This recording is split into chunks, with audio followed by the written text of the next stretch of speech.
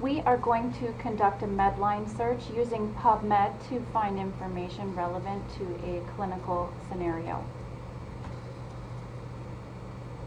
This is a description of the case we're considering. A 30-year-old male patient was diagnosed with depression, and he's expressed that he would prefer to use alternative medicines rather than SSRIs. You believe that his disorder would be improved with SSRIs, but he wants to know if St. John's wort specifically could be just as effective for reducing symptoms of depression. The first step is to take the case scenario and separate it into individual concepts, really breaking it down into a PICO question so that it can be translated into a search query for the database. The P element of this question is depression. The intervention that we are considering is SSRIs, and the comparison is a comparison intervention, which in this case is St. John's wort. Now, the desired outcome in this PICO scenario is to reduce depression symptoms. We aren't going to search for that terminology because it's already implied by using depression itself. But anytime you are faced with a clinical scenario, it's still best to write out your question specifically so that it helps to guide you as you're reviewing articles, looking for the information you need. The next step is to get prepared for how to build the search by identifying the best terminology that the database is most likely to understand. And the controlled vocabulary that's used in Medline is known as MESH, medical subject headings. So from the first page of PubMed, we can click MESH database here, and then we're searching within MESH to identify the best search terms. These are the search results for depression, and depressive disorder is actually the term that would be best in this case because we're not looking specifically at depression as a temporary state of mind. It is actually a disorder in this case, so this would be the best term to use.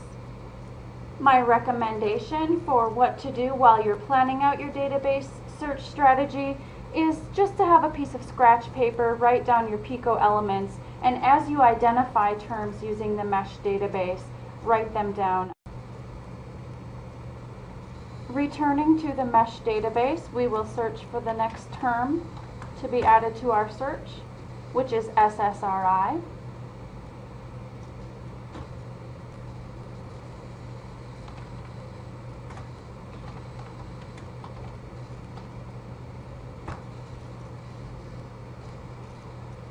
St. John's wort does have a different MESH heading that doesn't include the more familiar term.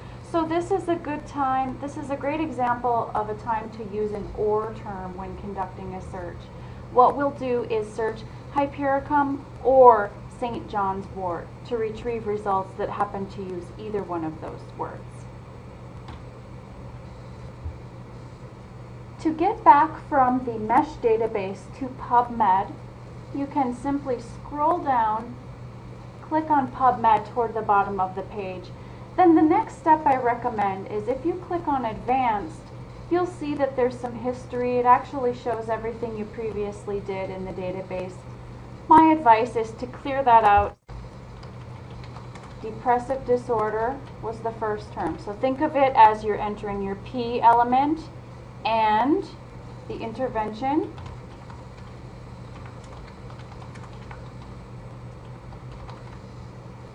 And the comparison, and this again was going to be two terms.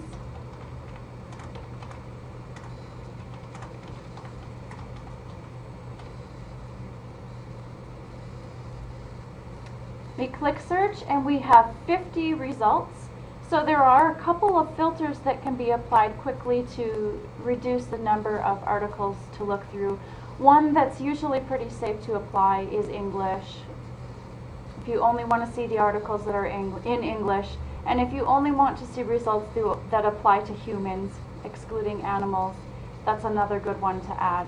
Now, since this is a clinical question and it is considering an intervention, we do want the highest levels of evidence And so my advice is to apply the systematic review subset, and that reduces the number of results to scroll through down to 9.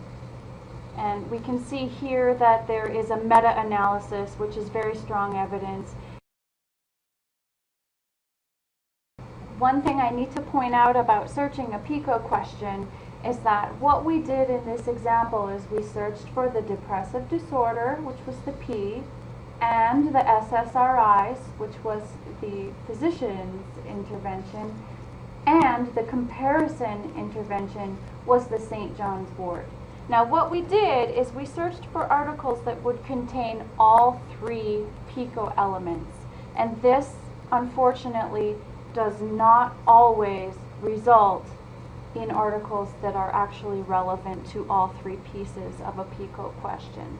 Ideally, if you can get results using AND that incorporate all 3 of those PICO elements into one set of results, that's great. That means that there probably is an answer available to you. But for some questions, there isn't a lot, there may not be research, there may not be an answer. So sometimes what you have to do when you're comparing two interventions, as in this case, you might have to search, for example, depressive disorder and SSRIs, and then look at the highest levels of evidence, which would be systematic reviews, meta-analysis, followed by randomized controlled trials if you have to get down to individual studies. That's what you would do, is look at the P and the I as one search, and then you would compare those results to the P and the second intervention. So you would search for the depressive disorder and the St. John's Wort then separately. Again, you would look for the highest levels of evidence, but then you would have to do the critical analysis and read between the lines to really bring all of that information together and come up with something conclusive for your patient scenario.